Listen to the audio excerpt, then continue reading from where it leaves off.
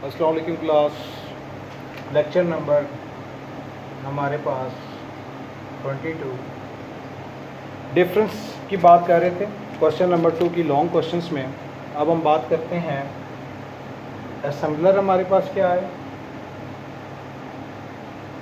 और कंपाइलर कैसे कहते हैं। असेंबलर की बात करें तो assembler is a program that convert assembly language into machine language, उसको हम कहेंगे असेंबलर। यानी जो कि इंसानों की लैंग्वेज को कंप्यूटर में तब्दील करे और कंप्यूटर उसको आसानी से अंडरस्टैंड कर सके, इसे हम क्या कहते हैं, असेंबलर। जबकि कंपाइलर की बात करें तो compiler is a computer program that translate high level language programming to machine language. The compiler usually converts the high level language into assembly language first and then translate the assembly language to the machine language. कि जैसे जो words मैं बोल रहा हूँ उर्दू ज़बान जैसे मैं बात कर रहा हूँ, कंप्यूटर इसको अगर रिटन फॉर्म में देंगे तो कंप्यूटर उसको अंडरस्टैंड कर लेगा, अपनी बाइनरी फॉर्म में उसकी मशीन लैंग्वेज में सिर्फ कंप्यूटर ट्रांसलेट करेगा। तो इसको हम काम कहेंगे कंपाइलर का।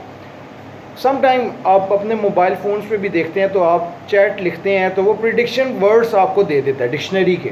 तो ये काम कौन करवा रहा होता है? ऑपरेटिंग सिस्टम में कंपाइलर करा रहा होता है, जो कि आपकी लैंग्वेज की ग्रामेटिकली मिस्टेक्स को ठीक करके और कंप्यूटर की अंडरस्टैंडेबल लैंग्वेज में क्या कर रहे हैं, ट्रांसफ़र कर रहे हैं। इसको हम कहते हैं कंपाइलर। अब हम बात करते हैं decimal number system. Decimal number system और बाइनरी नंबर सिस्टम की बात करते हैं। सबसे पहले जो हमारे पास सिस्टम आया था उसको हम डेसिमल नंबर सिस्टम कहते हैं। ये फिज़िक्स से रेलेवेंट है कि decimal number system is the most widely used number of the world. It consist of 10 digits इसमें मौजूद होते हैं। रेंजिंग इसकी होती है 0 to 9 और हम इसकी बेस पावर जो रखते हैं वो 10 रखते हैं। Successive positions of to the left to the decimal point जो रिप्रेजेंट करेगा, जिसमें आपने यूनिट, टेंस और हंड्रेड्स की फिर हम बात करते हैं। यानी पहले यूनिट, फिर टेंस, फिर हंड्रेड, फिर थाउजेंड, फिर 10,000, फिर up to so on million and so on. इस सिस्टम को हम कहते हैं डेसिमल नंबर सिस्टम। जब बात करेंगे बाइनरी की तो binary number system suits electronic machine. It is composed of 2 digits. सिर्फ 2 ही बातें की जाएंगी, 0 and 1 बाइनरी की, जो कि base of the unit system of 2 की हम क्या करते हैं, बात करते हैं। आगे हमारे पास डिफरेंस बहुत आसान सा आ जाता है, फ्लॉपी डिस्क का और हमारे पास कॉम्पैक्ट डिस्क का। Floppy disk and compact disc. Floppy disk की बात करेंगे तो ये रिमूवेबल स्टोरेज डिवाइस थी। स्क्वायर शेप इसकी थी, ब्लैक सी होती थी। इसके अंदर 2 टाइप्स की फ्लॉपी डिस्क हमारे पास मौजूद थी शुरू से ही। एक का साइज़ 1/4 इंच था जो 1.2 MB का सिर्फ डेटा स्टोर करती थी, और एक 1/2 इंचेस की थी जो कैपेबल ऑफ स्टोरिंग 1.44 MB का डेटा स्टोर करती थी। ये डिस्क जितनी भी थी आर कॉमनली यूज्ड। इंट्रोडक्शन जब कंप्यूटर इंट्रोड्यूस हुए थे तो 1987 में डेटा स्टोर करने के लिए, जिसमें picture, images and documents store होते थे। A hard disk is mounted inside the system unit and remove for repairs of the update. Computer के इसका एक पार्ट होता है जिसमें आप इसको इंसर्ट करते थे और बाद में डेटा रीड करने के बाद, सेव करने के बाद या राइट करने के बाद आप क्या करते थे, निकाल लेते थे। अब हम बात करते हैं कॉम्पैक्ट डिस्क, जिसको आप CD का नाम देते हैं। CD stand for compact disc. 4.75 inches इसका डायमीटर साइज़ था।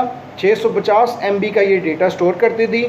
फ्लॉपी एंड हार्ड डिस्क दोनों मैग्नेटिक मीडिया थी, लेकिन कॉम्पैक्ट डिस्क जो है ये ऑप्टिक मीडिया में आती है। कॉम्पैक्ट डिस्क किस में आती है, ऑप्टिक। ऑप्टिक में ये होता है कि एक लेज़र बीम के थ्रू CD के ऊपर डेटा मखसूस पॉइंट पर क्या करता है, रीड किया जाता है, और CD रोम में हम इसको इस्तेमाल करते हैं। ये 2 किस्म की हमारे पास कॉम्पैक्ट डिस्क आई थी, एक सिर्फ रीड ओनली और एक राइटेबल। रीड ओनली में एक दफ़ा जब डेटा आपने सेव कर दिया तो दोबारा उसमें आप राइट नहीं कर सकते, और जो read and writable compact disc थी उसमें आप डेटा परमानेंटली स्टोर भी कर सकते थे और उसमें से रिमूव भी कर सकते थे, लेकिन उसके लिए CD राइटर का होना लाजमी था।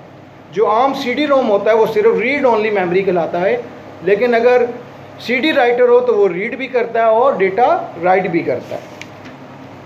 इसके बाद इसी क्वेश्चन नंबर 2 का लास्ट टॉपिक ये हमारा जिसमें हम लैंग्वेजेस की बात करेंगे। एक थी लो लेवल लैंग्वेजेस और एक हमारे पास थी हाई लेवल लैंग्वेजेस।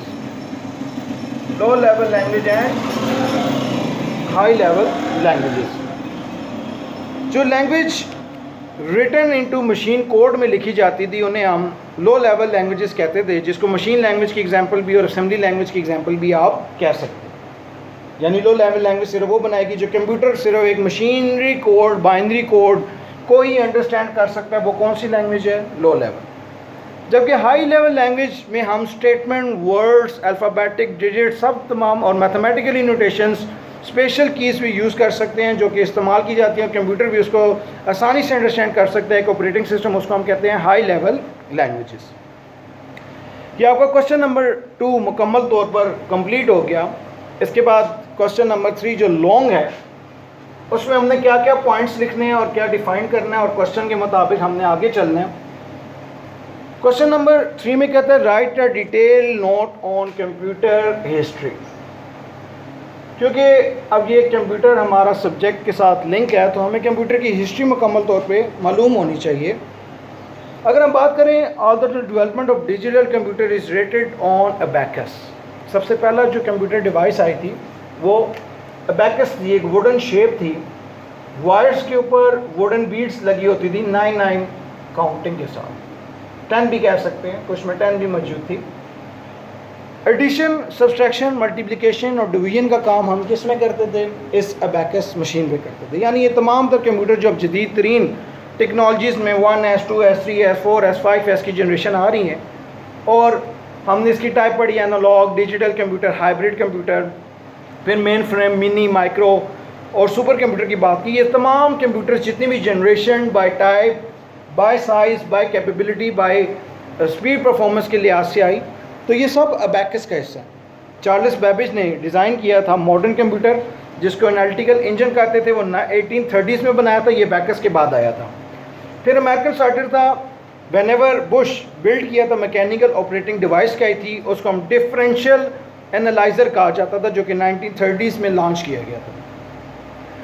फिर first general purpose computer analogue computer आया जो कि जॉन अटेंसिव ने कंस्ट्रक्ट किया था। First semi electronic digital computer device 1939 में की थी, जिसको आप कैलकुलेटिंग डिवाइस, कैलकुलेटर मशीन का नाम भी दे सकते हैं। अब कंप्यूटर क्योंकि एक इलेक्ट्रोमैकेनिकल मशीन है तो पहले फर्स्ट फुली ऑटोमेटिक कैलकुलेटर जो मशीन आई थी उसका नाम था मार्क 1। ऑटोमेटिकली सिक्वेंशली कंट्रोल करती थी, कैलकुलेटर का काम करती थी। 1939 में हॉवर्ड एकन, 2 बंदे थे ये, while the first all purpose electronic digital computer इन्होंने तैयार किया था जिसका नाम था ENIAC. ENIAC stands for electronic numerical integrator and calculator which is thousands of vacuum tubes थी। वॉज कम्प्लीटेड 1946 में यूनिवर्सिटी ऑफ पेंसिल्वेनिया में ये कंप्लीट हुआ था। एनिक के बाद इन्होंने नया एक कंप्यूटर ईजाद किया था, उसका नाम था UNIVAC, universal automatic computer device. Universal automatic computer device थी 1951 में डेवलप्ड हुई और first computer to be adding जो कि बहुत न्यूमेरिकल एंड अल्फ़ाबेटिकली डेटा का क्या करती थी, काम करती थी, जिसको हमने अवेलेबिलिटी ऑफ कंप्यूटर्स में फिर बात की। इसी इंट्रोडक्शन में हम मज़ीद ऐड करेंगे कंप्यूटर की जनरेशन्स का। 1942 के ऑनवर्ड्स कंप्यूटर को डिफरेंट जनरेशन्स में डिवाइड किया गया। 5 जनरेशन्स आई थी, first, second, third generation, fourth generation and fifth generation. First generation थी 1942 से, जो फर्स्ट जनरेशन थी ये 1942 में आई थी और 1959 तक हमने इनको यूज़ किया था, जिनकी साइज़ में बहुत बड़े थे, स्पीड में बहुत स्लो थे और रिलायबल ज़्यादा नहीं थे। फिर सेकंड जनरेशन जब आई थी 1959 से 1965 तक, 1959 से 1965 तक ये इसमें ट्रांजिस्टर्स का इस्तेमाल किया गया था। ये स्मॉलर पहली वाली जनरेशन से साइज़ में थोड़े कम थे, लेस पावर लेते थे, मिलियंस ऑफ ऑपरेशंस की इंस्ट्रक्शन पर सेकंड में सॉल्व करते थे। उसके बाद हमारे पास थर्ड जनरेशन लॉन्च हुई थी, जो कि थर्ड जनरेशन जो थी ये हमारे पास 1965 से 1970 तक 5 ईयर्स इन्होंने अपने कंप्लीट किए। आईसी चिप्स जिनको इंटीग्रेटेड सर्किट कहते हैं वो इसमें इस्तेमाल किया था, बहुत ही रिलायबल थे और साइज़ में स्मॉलर थे और ये भी मिलियंस और बिलियंस की इंस्ट्रक्शंस पर सेकंड के लिए आपसे सॉल्व करते थे। फिर हमारे पास 4th जनरेशन लॉन्च हुई थी।